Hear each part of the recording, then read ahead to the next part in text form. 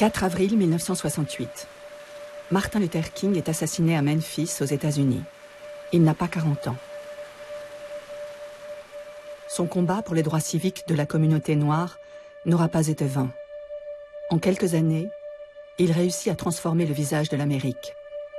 Mais à quel prix?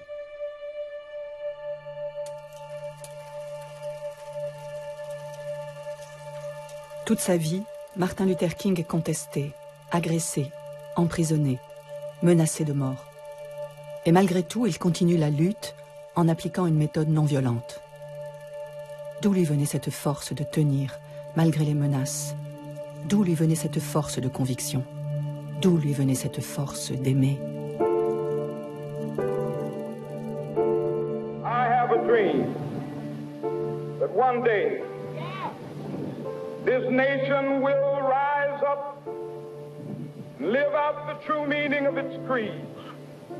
We hold these truths to be self-evident that all men are created equal.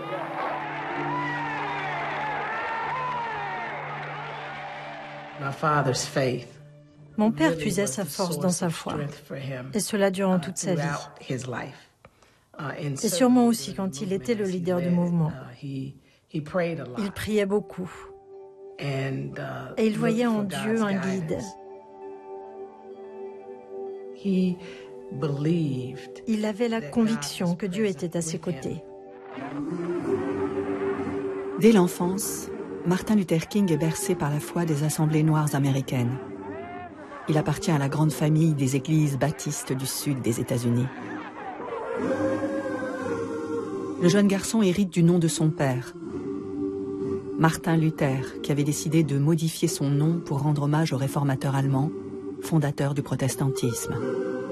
Martin Luther King naît dans une famille où on est pasteur de père en fils. Son grand-père était à la fois pasteur et militant, son père aussi. Et ils appartiennent à cette tradition du protestantisme américain qu'on appelle le social gospel, qui est une tradition dans laquelle l'engagement politique pour la liberté et le progrès racial est indissociable de la vie religieuse.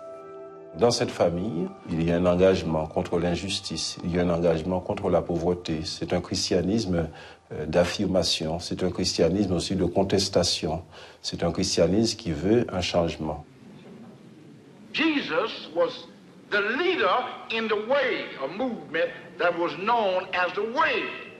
For he said, I am the way, the truth.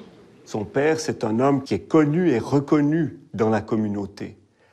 C'est une sorte de chaîne, c'est quelqu'un qui a un enracinement profond, qui a une fierté de ce qu'il est, et donc il naît dans une famille de la petite bourgeoisie, très structurée et très structurante.